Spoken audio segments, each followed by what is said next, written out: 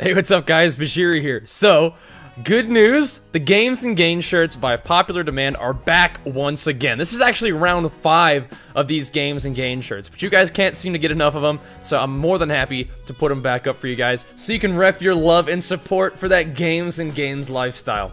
So these shirts are going to be available until November 5th, so be sure to get yours while they last. Thank you guys so much for your support of these t-shirt campaigns. You rock, and be sure to tweet me pictures once you get your shirts. Either way, guys, thanks for watching. Hope you guys enjoy the video. Hey, what's up, guys? Bajheera here. Now, for this video, we're going to have some 2,400 plus 3v3 arena matches as KFC. For this video, I'm going to provide you with some tips and commentary, mainly from the Warrior perspective, about how to play KFC, and maybe just arena in general, for those of you guys who are looking to learn, or just gain some insight. So, to start off, KFC is Hunter Warrior Healer, and it's based around a lot of instant CC chains on an enemy team's healer, and using burst during that CC window to force cooldowns and eventually score a kill. So, our first match is going to be against an RMD, and if you guys watch the YouTube channel often, you're going to recognize this game. So, a pretty standard RMD opener is for them to cheap shot you, which allows the Druid to Cyclone you. I've been trinketing that Cyclone right off the bat, and just going for a super early Fear, because that will allow my Hunter to trap off the Fear, and we just global this mage in this match. But a lot of times you're going to force a trinket out of the Druid or an ice block out of the mage. Or, like we did in this game, you just kill the mage and win the game. So as a warrior against RMD, a lot of times you are going to want to trinket the Cyclone and use your Fear as soon as possible. That will allow you to force some pressure on the enemy team's RMD, put them on their back foot, and not let them just exert their pressure on you right from the beginning. Alright, so the next match we're going to see is a Turbo Cleave. If you're playing 3v3 arenas, you're probably going to see a lot of Turbo Cleave. It's a very powerful comp for warriors at the moment, and something that you're going to want to learn how to deal with. For KFC, big surprise here, we're going to try to CC the Resto Druid as much as possible and pour a lot of our damage into the Shaman. One of the things to look out for, and one of the things that allows us to win this game, is if the Druid ever trinkets anything, that makes them a very viable swap target. You're going to see me reflect that clone right there, which is going to add to our CC chain in general.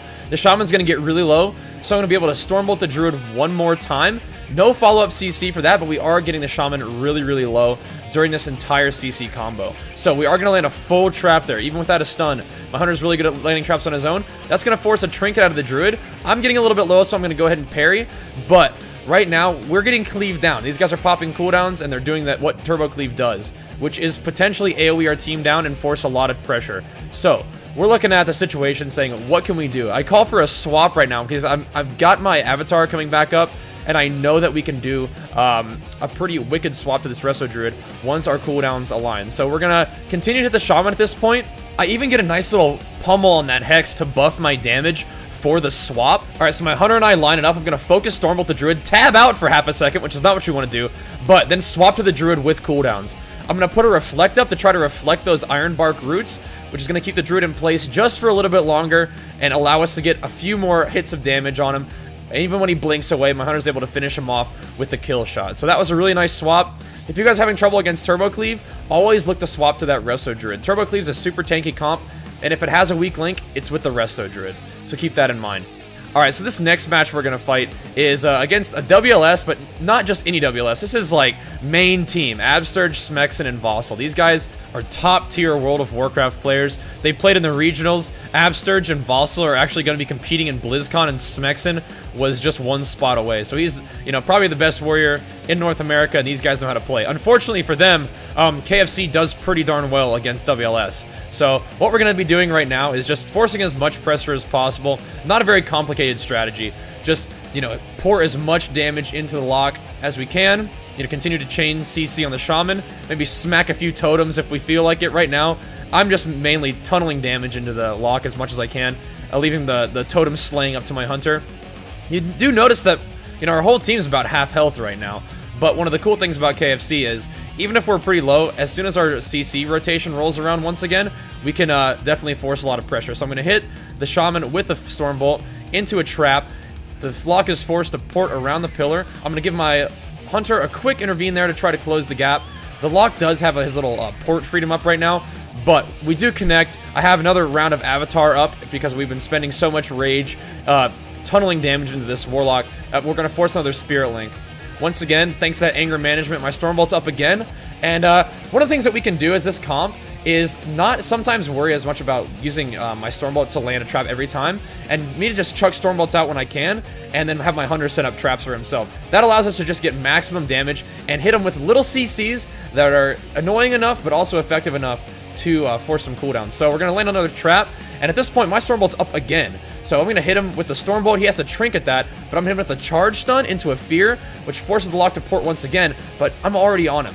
So he does hit me with a Shadow Fury stun. The warrior is probably trying to connect with me over here, so I'm going to go ahead and use my enraged regen just to make sure that I can stay in the fight. The lock is kiting back to his shaman once again, but even though that we're all, you know, still hovering around half health, I do feel like we're in a pretty good position right now because my recklessness and avatar is coming back up once again, and with a stun on the shaman into a root to LOS the lock, we're actually just going to get a really nice kill. 2 links down, there's really nothing they can do at that point.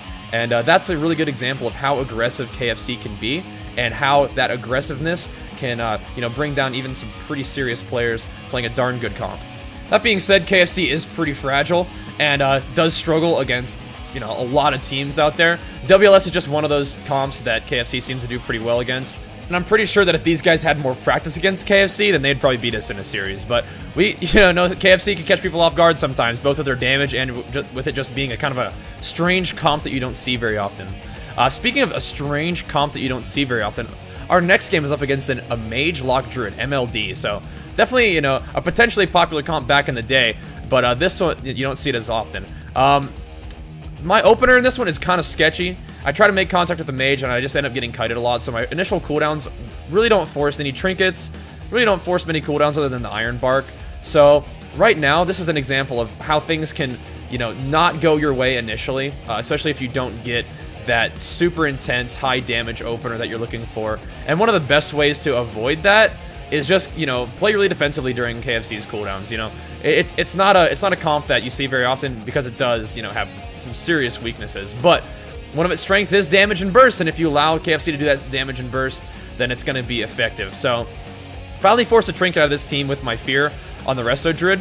Still mainly doing damage to the mage, and the reason why we're doing mostly damage to the mage is because they're not quite as tanky as warlocks are, and they also, you know, we want to prevent that CC that the mages are capable of doing. The warlock is going to be doing a ton of damage anyway, basically with their dot pressure, so if we can stop the mage from doing whatever they want, that's probably the best option. And, like I said, you know, we do a lot of damage to mages, so we're going to land a full trap on the Druid, no trinket for him, which is going to allow me to use my second avatar and force an ice block there. This mage got so low with his ice blocks.